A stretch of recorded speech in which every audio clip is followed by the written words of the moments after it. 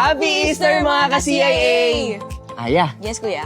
anong ginagawa nyo kapag Easter Sunday? Alam nyo, kuya, ang dami talaga nating pwedeng gawin kapag Easter, no? Pero kami ng family ko, ang ginagawa talaga namin is nagsisimba kami tapos kumakain kami after. Yun ang celebration namin. Nahiya naman, oh. Kasi kami pag Easter Sunday, nag-swimming kami. Mali ba Ay, yun? mas nakakahiya naman natin.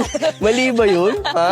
Pero alam mo, huwag nating kalimutan ang dapat na sineselebrate kapag Easter Sunday. Tama, dahil sinisimbolo ng Easter ang bagong pag-asa para sa ating lahat. Uy, tama yan, ha? At dapat nating ipagpasalamat yan, Aya. Yes. And speaking of salamat, kuya, ang pasasalamatan natin ngayon talagang nagpapatunay na buhay ang pag-asa na hatid ni Lord para sa ating lahat. Uy, tama yan, ha? At lalo na sa mga bata, maging sa mga magulang nila, tinutulungan din nila. Kaya naman, ating kilalanin si Ate Beth Reyes at ang kanyang grupo na Hands of God Charity Works.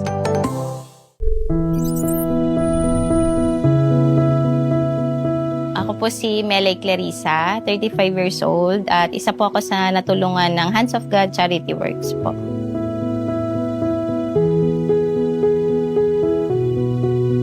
Ako po si Jopre Disabilie, father po ni Angelica Disabilie po, yung may sakit namin anak. Natulungan po kami ni Ma'am Beth sa Hands of God Charity po. Si James Nathan Clarissa po, 7 years old. Na-diagnose po siya ng spina bifida nung pagkapanganak ko po sa kanya. Then, nung nag-close po yung spina bifida niya, yun yung nag-triggered for hydrocephalus po.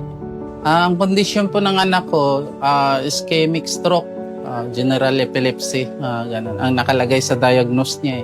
May bara daw po siya sa brain na ugat na maliliit. Nung nangyari sa kanya, 8 years old siya noon. Tapos ngayon, 11 na. Si Hands of God Charity Works po kasi, na-confine po kasi kami noon sa hospital. Meron pong ko-nanay yun na parang may hydrocephalus group para sa mga kids. So doon po nag-start from 3 years old, binibisita niya kami sa bahay. Nalaman po namin tungkol sa Hands of God, nag-comment lang po yung misis ko. Nung una, siyempre madami nag-comment, hindi kami napapansin. May nakapansin sa amin na membro na, tinag kami. Yung bukod po kasi doon sa mga binibigay na bigas para sa kanila, yung bigla po nila kaming tatawagan na pumunta kayo dito, gather tayo, pag-usapan natin kasi alam po nila yung hirap namin as a parent. Pagpapalaki ng ganun, mga special kids na yung support galing sa puso. Yun po talaga yung hanggang ngayon lagi ko po yung pinagpapasalamat everyday na merong ibang tao, hindi namin kaano-ano, kumatok sa bahay namin, tumulong na sama-sama tayo, kaya natin. Lalo na po nung pandemic, malaking bagay talaga. Importante sa amin kasi yung ganun, pagdating namin sa mga charity, marami kaming mga nakilala din ng mga ganun sakit. Pagka nakausap namin sila, parang namin ba na ganun din ang nangyari sa amin. Kaya medyo pag kwininto mo, nababawas.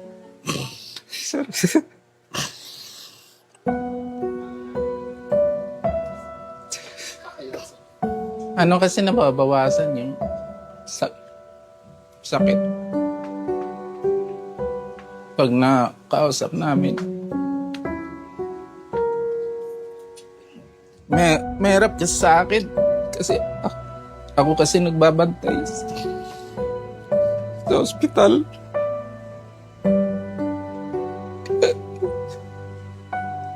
Kaya alam ko yung hirap talaga.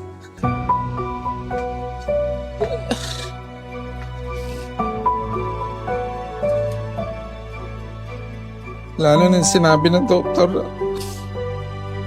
wala na siyang hininga.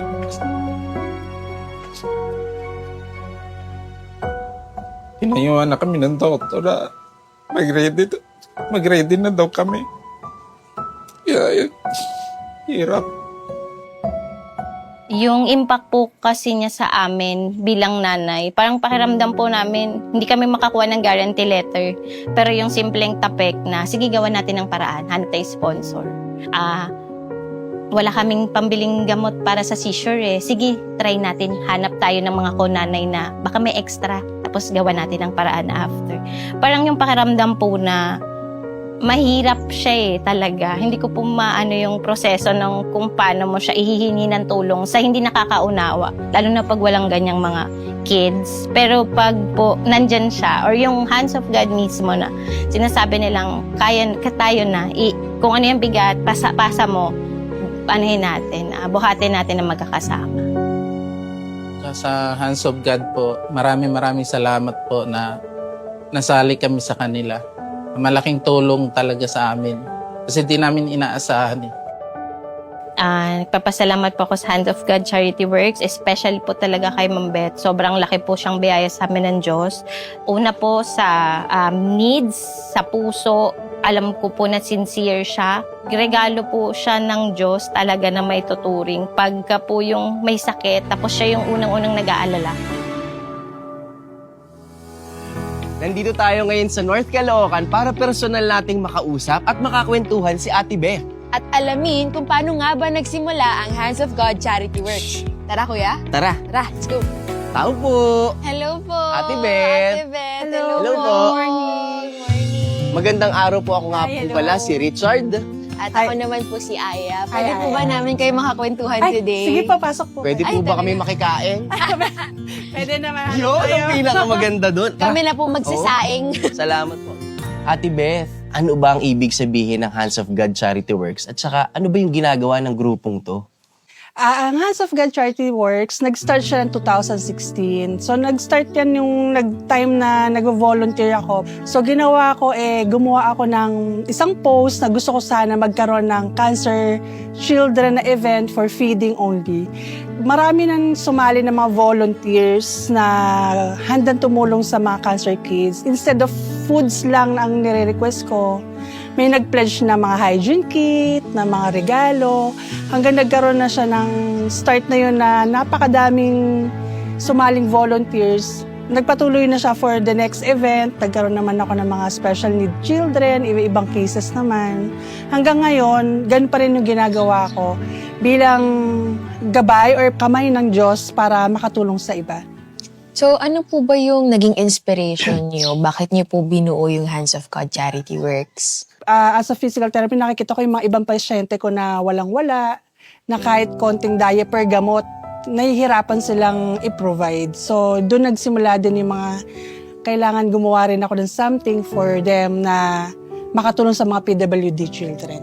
So, bilang po nasabi niyo po na po kung sino yung mga natutulungan niyo, meron na po ba kayong parang estimate or gano'n na po ba karami yung mga natulungan niyo ever since nag-start yung Hands of God? Ang Hands of God, hindi lang naman siya nabubuhay para dito sa Manila. Meron kaming Luzon, Visayas, Mindanao. So, Wow. nationwide na po ang Hands of God. So, daily, ang promise ko kasi, at least isa, may matulungan ako. So, from 2016 hanggang ngayon, imagine how many, everyday, what I do. Papapadalan ko sila, nasa ospital sila, ma'am. Kailangan po namin ng gamot, kailangan po namin ng x-ray or medical, kung ano kailangan nila. Gumagawa ako ng isang support group. So yun, everyday may goal ako na at least 1, 2, 3, masaya na ako doon na may nag-sponsor sa Right. kanila ng kahit gatas man lang or gamot. Ano po ba yung pinanghuhugutan niyo ba na fulfillment, kumbaga, kaya nagpapatuloy pa rin kayo sa Hands of God Right. Charity Work? Minsan napupuno ka na rin napapagod ka na. Kaya lang, every time na gustuhin kong i-stop, parang may pinapadala si Lord na tutulong sa akin. Na wag kang sumuko, kailangan ka nila. Ikaw yung inaasahan nila. Paano ka hihinto sa bagay na may nagagawa ka naman talaga or nakakatulong ka? Ngayon naman, syempre, dahil kami, sobra kaming naiintriga. At nandito na rin naman Dito kami, rin lang kami. diba? Baka pwede nyo naman kaming i-tour at mapakita sa amin ang ginagawa ninyo dito sa Hands of God Charity Works. Parang a day in the life Yes. lang, di ba? Makikisort.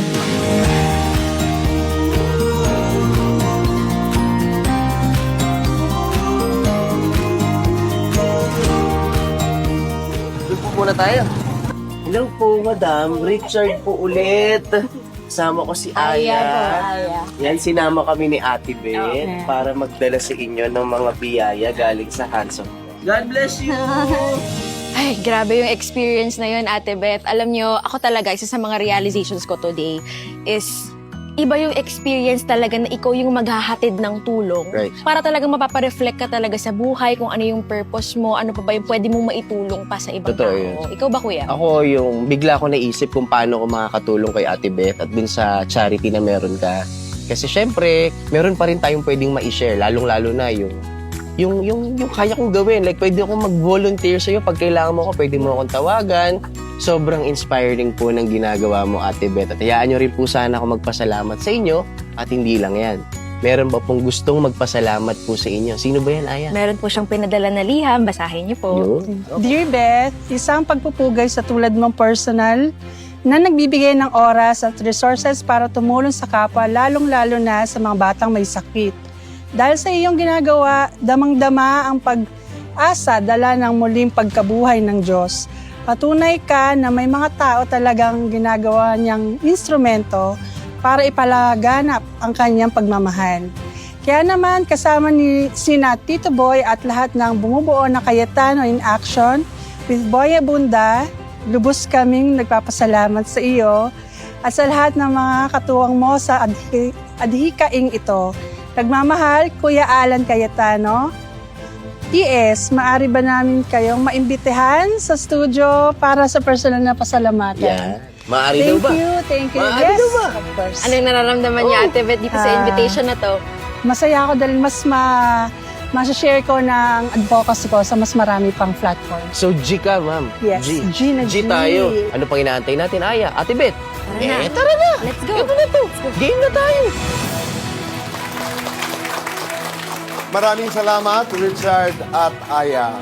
At ngayon, kasama po natin ang ating pasasalamatan, Beth Reyes. Hi, Beth. Hi, Kuya Tito. Maraming salamat sa... Hindi mo alam kung kuya o tito, no? Nalito na ako. Thank you very Overwhelmed. much. Pwede naman kuya, pwedeng tito. Maraming salamat. Salamat sa lahat ng iyong ginagawa para sa kapwa. Oo. Ilang mga katanungan lamang dahil napanood natin yung kwento mo. Bakit Hands of God? Hands of God, una pinag-pray ko muna kung ano yung ipapangalan sa group na ginawa ko. And I think of something na it can touch lives and connection with of helping. So, Hands of God meaning parang kami yung kamay ng Diyos to extend help to those who need it most. Sa inyong advokasiyang ito, kasama ka kasalaban eh. At may mga pagkakataon sa iyo aangkla, sa iyo aasa ng lakas. Totoo. Di ba? At mga kasagutan na minsan, alam ko hindi naman natin kayang sagutin. Minsan, may mga tao din na gusto lamang may makausap. Totoo. Di ba? Yes. Yung mga pagkakataon na gano'n. May mga bagay na ikaw lang yung pwedeng makaintindi sa Tama. kanila na kailangan, kahit makinig ka lang sa kanila, malaking bagay na yun eh. Tama. Beth, huling katanungan. Bakit mo ginagawa ito? I think it's more of purpose. Siguro dito dinala ni Lord yung purpose ko to help someone na kahit na anong uri kang tao sa lipunan, kapag may pinaglalaban kang tama, may magagawa ka eh. God bless you. Thank you. Maraming salamat. And on behalf of Kuya Alan, ay narito ang kanyang regalo sa iyo at sa iyong Mga tinutulungan. Hands foundation, of God. Hands of God. Maraming salamat. Salamat, mabuhay ka, and God bless you. Thank you po, Tito Boy and Kuya Alan. Sa lahat ng mga tumutulong sa CIA and sa Hands of God Charity Works. Thank you at malaking bagay po na ere namin yung mga kwento ng aming mga warriors. And sana mas marami pang tumulong sa kanila. Maraming salamat, Beth. Exciting ho sa pagbabalik dahil mga nanay at tatay, tayo'y maglalaro na ng Alan Peter Pick. Excited na ba kayo? At lahat makakatanggap ng regalo. Lahat ng yan ay magaganap sa pagbabalik po ng